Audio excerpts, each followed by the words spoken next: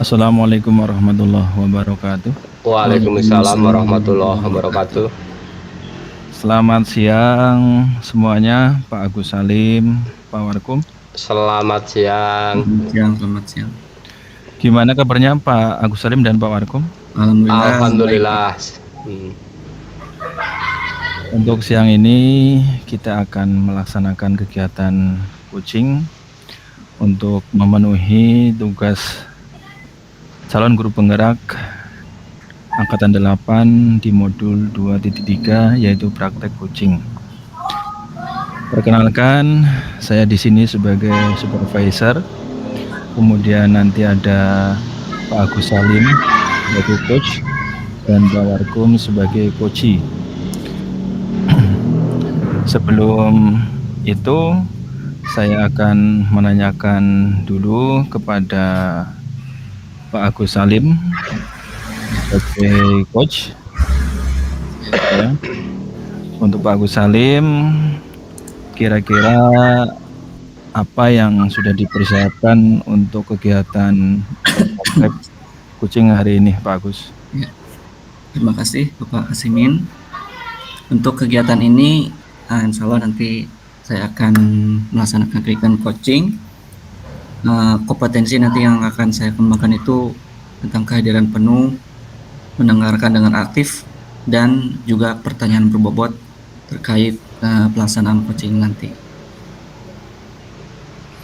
Oke, untuk selanjutnya kompetensi mana yang secara spesifik ingin diobservasi oleh Pak Agus Salim sebagai coach? Untuk kompetensi yang secara spesifik itu mengenai pertanyaan berbobot gitu ya. Nanti tentunya akan sesuai tidak dengan alur tirta begitu Pak. Oke, kemudian indikator ketercapaian dari tujuan pengembangan yang diinginkan itu bisa dijelaskan Pak Agus Salim? Ya, tadi untuk indikatornya itu mampukah sebagai coach nanti menggali permasalahan-permasalahan yang sedang dialami oleh coach, sehingga nanti dari coach sendiri bisa menemukan masalah sendiri itu Pak. Oke, untuk selanjutnya saya serahkan kegiatan coaching ini kepada Pak Agus Salim sebagai coach dan Pak Warkum sebagai coachee. Ya, silakan. Ya, terima kasih Bapak Kasimin. Assalamualaikum Bapak Warkum. Waalaikumsalam warahmatullahi wabarakatuh. Gimana kabarnya Pak Warkum? Alhamdulillah sehat. Alhamdulillah sehat ya. Ya. Selama beberapa hari ini saya amati nih ya. Sepertinya Pak Warkum ini kayak kurang bersemangat gitu Pak. Yang biasanya aktif ngobrol-ngobrol bercanda-canda. Ini kenapa Pak Warkum, ada apa? Iya, itu memang beberapa waktu ini saya mempunyai permasalahan di sekolah ya. Sehingga ini mau memecah masalahnya ini agak kesulitan ya, sehingga ini untuk sebagai ungkapan perasaan yang saya pendam, ini ternyata kepada siapa harus meluahkan perasaan yang saya miliki. Jadi Pak Warkum sedang mempunyai permasalahan ya? Iya. Mungkin kalau boleh bisa saya temani curhat Pak Warkum, ngobrol-ngobrol dikit gitu ya. Barangkali kita bisa menemukan solusi, ya paling enggak bisa perasaannya jadi plong lah kalau kita curhat itu Pak Warkum ya. Jadi apa Pak Warkum? Iya.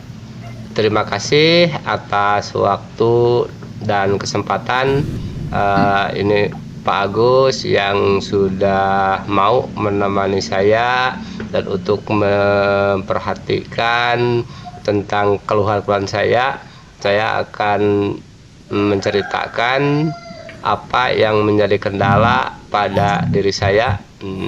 Ya, ya. Ini permasalahannya bahwa di sekolah kami ya, khususnya di SD Negeri Dailuhur 01, yang pada posisi sekolah itu berada, kalau secara letaknya geografisnya memang berada di pusat kota Dailuhur ya. Dikarenakan sekolah kami itu berada tepat di depan kantor Kecamatan Dailuhur ya. Sehingga mungkin karakter siswa dan lingkungan juga dapat mempengaruhi terhadap anak ya. Ini permasalahan yang saya sangat menjadi beban, bahwa anak-anak di saya ya, di sekolah kami ini ternyata disiplin tentang kebersihan lingkungan sekolah, khususnya anak itu seolah-olah kurang peduli dengan kebersihan lingkungan, baik di dalam kelas maupun di luar kelas ya, seperti itu. Jadi anak kurang disiplin gitu ya? Iya. Kurang disiplin dalam kebersihan, terutama Pak Arum ya? Iya, betul. Padahal ada di pusat kota gitu kan ya? Emang iya sih ya, emang anak-anak emang seperti itu. Barangkali pernah ada jadwal atau tidak, atau gimana Pak Arum? Apa emang sudah ada jadwal anak tetap tidak mau berdisiplin? Di sini setelah saya dipantau ya, setelah memantau beberapa anak, ternyata anak tersebut ini, bahkan hampir semua anak di kelas saya adalah kelas 5 ya, bahwa kepedulian kebersihan lingkungan ini terus terang saja masih belum muncul, sehingga terus terang saja awalnya mungkin kalau waktu dulu itu ada penjaga sekolah yang berusaha untuk menjaga kebersihan lingkungan, penjaga. Nah, setelah bulan Juni penjaga sekolahnya itu pensiun ya, sehingga kekosongan di sekolah kami untuk menjaga itu tidak ada, sehingga dimungkinkan ini ya, akibat dari keenakan saat ada penjaga, jadi kan anak-anak itu untuk kebersihan di halaman terus saja belum pernah melaksanakan ya, karena ada penjaga. Setiap pagi penjaga selalu membersihkan halaman, sehingga anak merasa keenakan. Nah, sehingga sampai saat ini ya, jadi anak itu karena sudah terbiasa mungkin, jadi kebersihan itu dihiraukan seperti itu, Pak. Jadi dulunya ada penjaga ya, yang biasanya kebersihan itu oleh penjaga dibersihkan, anak datang masuk kalau udah bersih ya. Sekarang penjaganya malah tidak ada gitu ya, jadi anak belum terbiasa gitu ya, belum terbiasa melakukan kebersihan kan ya. Nah, itu kan menurut pengamatan Pak Warkum begitu juga. Nah, kira-kira ini Pak Warkum ya, untuk menumbuhkan rasa tanggung jawab ke anak itu, pengalaman Pak Warkum gimana itu? Punya pengalaman nggak, mungkin di rumah atau di tempat lain begitu, anak-anak disiplin gitu? Jadi kan terus terang saja, kalau dulu ya, kalau sebelum saya bertugas di SD Dailuhur 1, pertamanya saya bekerja di SD Bingkeng 2 ya, yang letak itu agak jauh dari kota, sehingga mengarahkan anak itu agak mudah ya. Kemudian lagi di sana halamannya itu masih tanah ya. Nah, Kemudian sekelilingnya juga masih ada kebun, kemudian masih ada pepohonan, yang lainnya ada tamannya. Nah, saat itu kalau masih di Bintang 2, kebiasaan beberapa bulan sekali, sebulan sekali ada program untuk kebersihan lingkungan, terutama awal tahun pelajaran kan, dalam 1, 2, 3 hari itu fokus kepada lingkungan ya. iya. Anak-anak mudah saja disuruh, misalkan ada yang punya sapu, bawa sapu, kemudian yang punya kored ya bisa membawa kored, kalau saya itu parang ya, Iya. untuk kebersihan. Karena rumput-rumput selama ditinggalkan 1 bulan itu habis liburan pasti rumput banyak kotor ya. Tetapi kalau dari luhur 1 kan lingkungannya dengan pemukiman, halaman juga sudah pakai blok, sehingga tidak berani untuk menyuruh anak bawa alat kebersihan dari rumah, karena kan di tempat ini juga mau ngorek di mana gitu loh ya. Sehingga kesulitannya bahwa untuk mencari solusinya, yang pertama adalah penjaga itu membeli obat semprot ya. Obat semprot itu salah satunya supaya yang ada pada sela-sela cor atau blok itu bisa mati. Nah, kemudian beberapa waktu ke belakang itu kalau melihat anak seperti ini terus, berarti tidak ada pedulinya. Kemudian kalau dibiarkan itu berarti mau seperti apa ini sekolah ya. Rumput-rumput tinggi mungkin dan sampah berserakan baik di dalam maupun luar kelas ya. Sehingga saya pernah mencoba dan tidak bosan-bosan. Yang pertama adalah pada setiap upacara hari Senin itu selalu dibahas tentang kebersihan ya. Itu yang pertama. Kemudian itu bahkan tiap upacara pasti diutamakan tentang kebersihannya. Tapi anak juga belum peduli ya. Kemudian yang kedua, membuat kesepakatan kelas atau keyakinan kelas itu mereka mencantumkan kebersihan itu yang paling utama ya dalam kesepakatan kelas. Tetapi mungkin saja anak apa yang dituliskan saat itu ya, setelah beberapa hari kemudian entah lupa, entah cuma menulis secara terpaksa atau bagaimana, ternyata kebersihan itu belum berjalan ya. Sehingga dari beberapa faktor tersebut yang sudah diusahakan, anak masih saja belum peduli tentang kebersihan. Nah, kemudian saya mencoba mencari alat kebersihan, terutama sapu. Kemudian saya menyapu, tetapi baru sebagian anak ya yang sudah ada kepeduliannya. Itu beberapa langkah yang sudah dicoba oleh saya.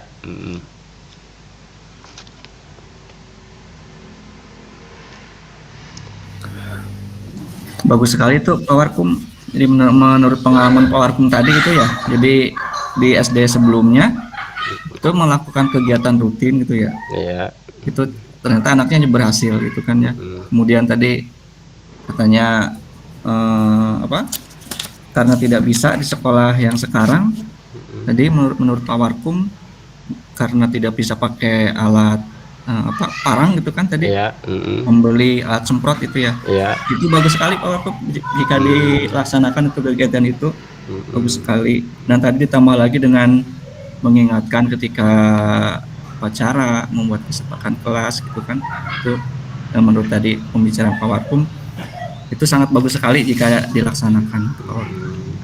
Nah, dari pengamatan Pak Warkum tadi tentang kebersihan di sekolah sebelumnya dan rencana-rencana yang setelah dilaksanakan gitu ya. Untuk selanjutnya ya, kira-kira Pak Warkum itu mau bagaimana ini dengan keadaan seperti ini? Ya, terima kasih ya untuk rencana saya ya, rencana saya bahwa untuk memberikan contoh kepada anak ya, supaya nanti muncul motivasi dari diri anak tersebut, bahkan semua siswa yang ada sekolah kami, dengan tidak bosan-bosannya setiap pagi saya itu selalu membersihkan sekolah, kemudian sebelum jam pelajaran selesai, sebelum berdoa, kemudian sebelum menyanyikan lagu, dipastikan bahwa tidak ada sampah di setiap meja masing-masing ya. Apabila ada sampah, buang dulu, baru kalau sudah bersih berdoa ya. Itu yang pertama. Kemudian yang kedua yang saya akan lakukan dengan langsung mengambil alat kebersihan ya, walaupun anak tidak mengerjakan, saya tetap ya memungut sampah, kemudian menyapu halaman, dan kemudian ada beberapa siswa misalkan di halaman sedang asik jajan atau ngobrol dengan teman-temannya, saya tidak malu-malu menyapu saja, lanjutkan saja. Nah, jadi nanti siapa tahu anak tersebut terpancing ya. Jadi dengan saya melakukan membawa sapu dan untuk penyodok sampah itu pengki kalau di saya, jadi lewat depan anak ya. Jadi itu tidak bosan saya, supaya anak itu merasa terpancing ya. Mudah-mudahan dengan sifat itu mudah anak bisa mengikuti. Tapi sampai saat ini sudah ada beberapa siswa ini ya, yang apabila saya menanyakan mana sapu, jadi saya pegang sapu, kemudian beberapa siswa langsung meraih sapu yang dipegang oleh saya tadi. Jadi anak mau merebutnya atau mau menggantikan saya membersihkan halaman atau membersihkan kelas ya. Pada awalnya itu memang awalnya agak sulit, belum peduli, tapi karena mungkin merasa kasihan atau bagaimana kepada gurunya, jadi beberapa siswa terutama yang perempuan itu sudah mau menggantikan dan melaksanakan menyapu halaman dan memungut sampah. Jadi saya pegang, Pak, saya saja yang bersih-bersih. Ya nggak usah, nanti kamu kotor. Tapi ternyata mungkin sudah ada motivasi mungkin ya dari anak sampai sekarang sudah beberapa siswa, tapi belum semuanya. Baru kelas saya ya, kelas 5, terutama perempuan itu sudah bisa mengikuti seperti itu. Wah, luar biasa Pak Warkumnya deh. Pak Warkum sudah melaksanakan ya, sedikit-sedikit sudah melaksanakan percobaan-percobaan ya untuk mendisiplinkan anak tadi ya, terutama itu yang luar biasa sekali, dimulai dari diri gitu Pak Warkum ya, dengan teladan yang baik itu sudah bagus sekali. Dengan rencana-rencana Pak Warkum tadi sudah sangat baik ya, semoga bisa dilaksanakan. Kemudian Pak Warkum ini setelah punya rencana gitu kan ya, rencana seperti ini, kedepannya mau gimana ini dengan rencana ini? Nah, jadi rencana kedepannya saya akan tetap ya melaksanakan kegiatan pembiasaan tersebut ya. Jadi misalkan anak lupa atau bagaimana, saya ingatkan, kemudian lagi saya pegang alat kebersihan terus tanpa bosan-bosannya, supaya kedepannya anak itu muncul motivasi secara dari dalam dirinya masing-masing. Dan harapan saya dengan kesadaran penuh siswa tersebut bisa melaksanakan apa yang menjadi keinginan sekolah. Apalagi anak sudah dimotivasi dengan bahwa sekolah kita ini Delur 1 sedang diorbitkan menjadi sekolah adiwiyata kabupaten, sehingga anak mungkin mulai tergugah saat ini, kemudian bersama-sama dengan rekan-rekan guru yang ada di sekolah kami, seperti itu.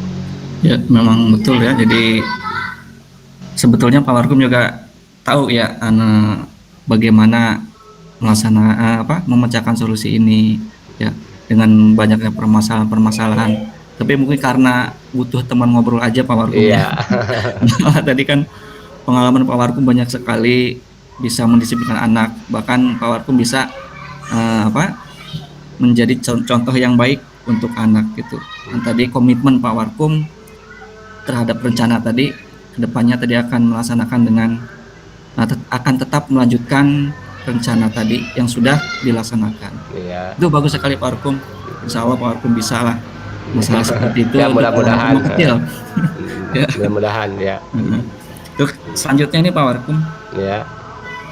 Setelah Pak Warkum ngobrol dengan seperti ini, bagaimana sekarang? Ya. Terima kasih. Alhamdulillah setelah kita melaksanakan percakapan ini, karena unek-unek saya itu saya terluahkan ya, jadi tidak dipendam dalam diri sendiri.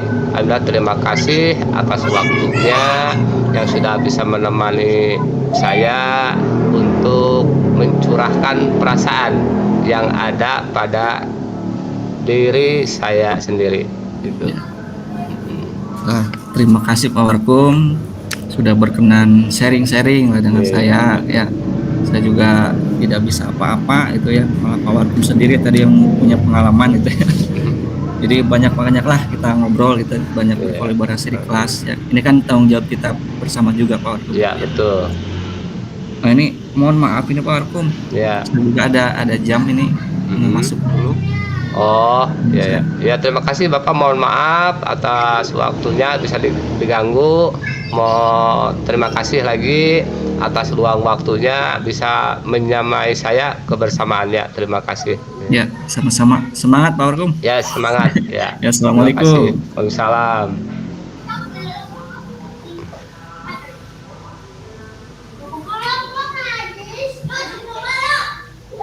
Terima kasih kepada Pak Ade, terima kasih kepada Pak Agus Salim yang sudah menjadi coach dan mempraktikkan terkait dengan coaching ya. Saya berkomentar terkait dengan praktek yang sudah dilakukan, bahwa yang sudah dilakukan oleh Pak Ade ini menurut saya sudah baik, sudah melaksanakan kompetensi coaching, diantaranya adalah kehadiran penuh, presence, kemudian mendengarkan dengan rasa, kemudian yang terakhir dengan pertanyaan berbobot yang tadi sudah dilakukan, dimulai dengan menggunakan alur delta, yaitu menetapkan tujuan, kemudian ada identifikasi masalah, kemudian rencana aksi dan tanggung jawab. Ini luar biasa sekali kepada Pak Agus Salim dengan memberikan pertanyaan berbobot juga tadi terkait dengan permasalahan Pak Warkum, yaitu kebersihan lingkungan, kesadaran siswa terkait dan kebersihan lingkungan. Ini sudah terpecahkan seperti itu, di mana sudah dilakukan terkait dengan rencana dari Pak Warkum selaku coach, yaitu dengan membudayakan kepada siswa khususnya tentang kebersihan lingkungan sekolah. Kemudian yang terutama ini tidak kalah pentingnya adalah memberikan contoh atau tauladan kepada siswa tentang arti pentingnya kebersihan sekolah. Kemudian juga disampaikan juga tadi tentang rencana atau komitmen, yaitu akan terus berupaya kepada siswa agar membudayakan tentang kebersihan lingkungan itu sendiri. Nah, untuk yang terakhir saya akan bertanya kepada Pak Agus Salim selaku coach seperti itu. Yang pertama adalah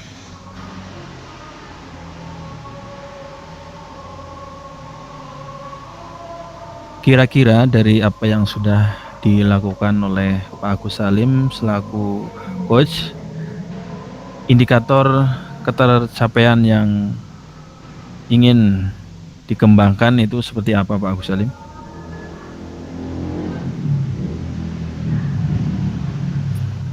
Pak Agus Salim? Maaf. Mic-nya. Ya, terima kasih Pak Kasimin. Untuk indikator yang akan saya kembangkan, insya Allah nanti tentang ini pertanyaan berbobot ya, karena dari pertanyaan ini akan bisa mengidentifikasi permasalahan gitu ya, sehingga akan menemukan solusi yang tepat.